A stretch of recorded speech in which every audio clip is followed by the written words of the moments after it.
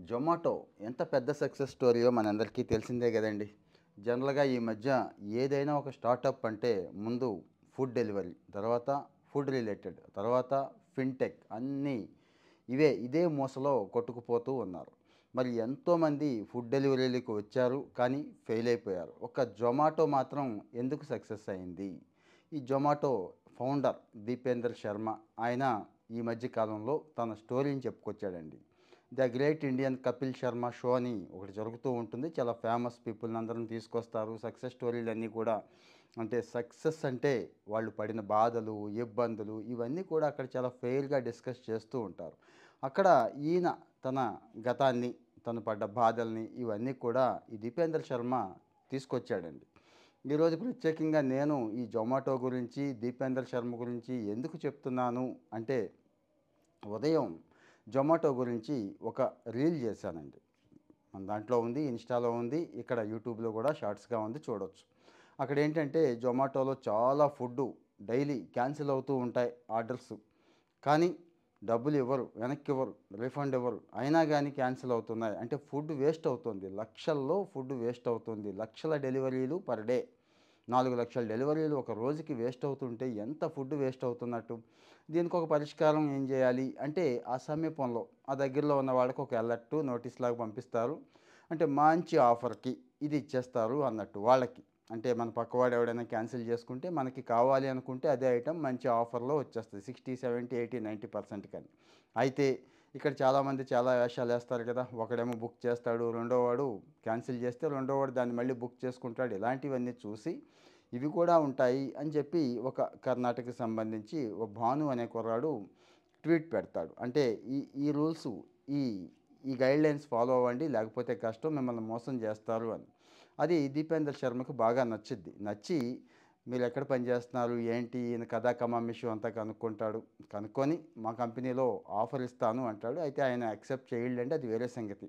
ఇక్కడ ఎవరికైనా గానీ ఒక మంచి ఆలోచన, మంచి ఐడియాస్ ఉంటే షేర్ చేసుకోగలిగితే చాలు.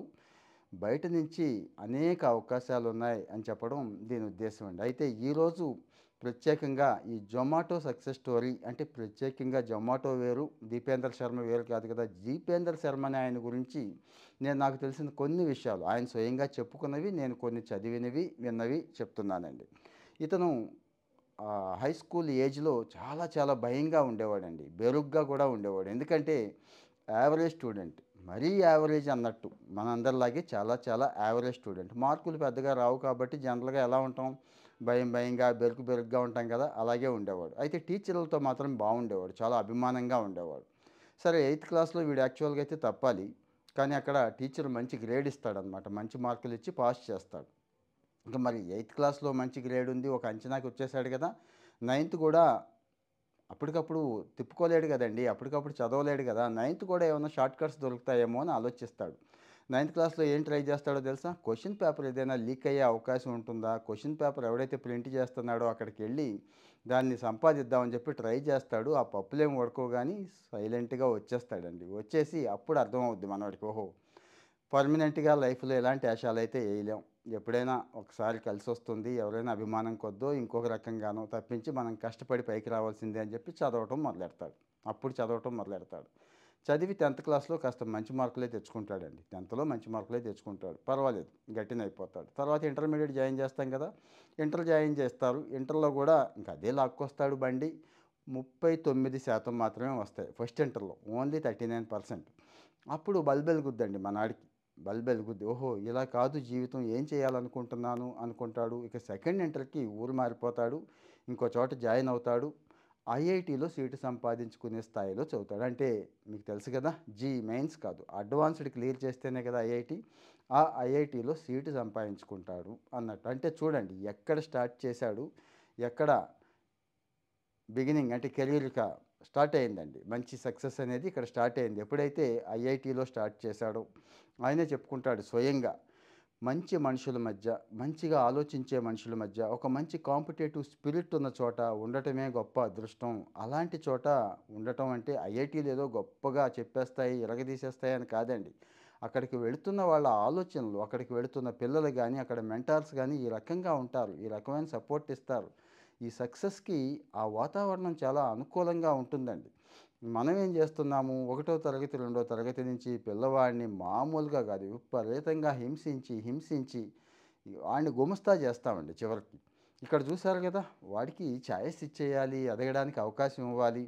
ఆ బల్బ్ వెలిగే టైము వస్తదండి. బల్బ్ వెలగటం అంటే ఆలోచనొస్తుంది. ఎయిత్ అవ్వచ్చు, కొంతమందికి నైన్త్, కొంతమందికి 10థ్, కొంతమందికి ఇంటర్, కొంతమందికి డిగ్రీలో వస్తుంది ఆలోచన. ఆ వచ్చినప్పుడు ఖచ్చితంగా సక్సెస్ అయిపోతాడు. ఐఐటీ అయిపోయాక బైన్ అండ్ కో అని చెప్పి ఒక స్టార్టప్‌లో జాయిన్ అవుతాడు మనాడు. ఐఐటీలో చదివాక. అది చాలా చాలా ఉపయోగపడింది నాకు. జీవితంలో ఉన్న ప్రతి కష్టాన్ని ఎలా ఫేస్ చేయాలో అక్కడ నేర్చుకున్నాను. వాళ్ళకి ఇప్పటికి కూడా నేను రుణపడి ఉంటాను అని చెప్తాడండి. ఏం నేర్పారు అంటే అసలు కస్టమర్స్‌తో ఎలా బిహేవ్ చేయాలి, కస్టమర్స్‌తో ఎలా మాట్లాడాలి అన్నీ కూడా ఈ బైన్ అండ్ కో నేర్పింది.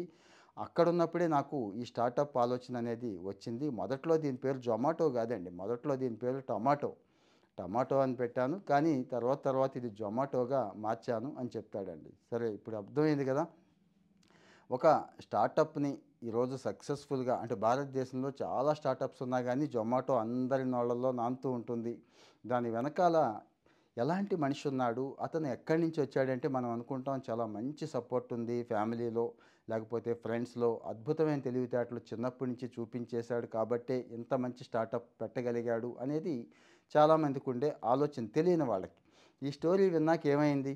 ఏమనిపించింది మీకు? ఆర్డినరీ పీపుల్ అంటే ఈ బిలో ఆర్డినరీ మనలాంటి వాడే సిగ్గు, బిడియం అన్నీ ఉన్నవాడే, బిలో ఆర్డినరీ మార్కులు తెచ్చుకుంటున్నవాడే, షార్ట్ కట్స్ కోసం ఎతుక్కున్నవాడే. కానీ ఒక ఆలోచన అనేది అతన్ని నిలబెట్టింది. ఐఐటీలో చదువుకోవడం అంటే ఐఐటీల్లో చదవమని కాదు నా ఉద్దేశం.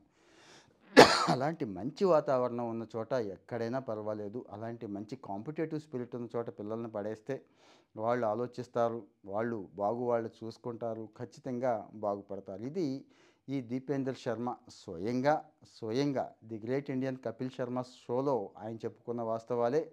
సో, మనం గూడా మన పిల్లలతో ఎలా ఉండాలి?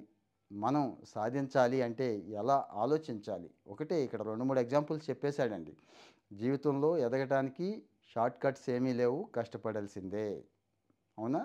రెండోది మంచి మనుషుల మధ్య ఉండాలి. మంచి వాళ్ళతో ఉండాలి. మంచి ఆలోచనలు ఎక్కడైతే విలసిల్లుతూ ఉంటాయో, చుట్టూ ఉంటాయో అలాంటి వాతావరణంలో ఉండాలి. మూడోది ఆ బైన్ అండ్ కో స్టార్టప్ చెప్పాడు కదండీ!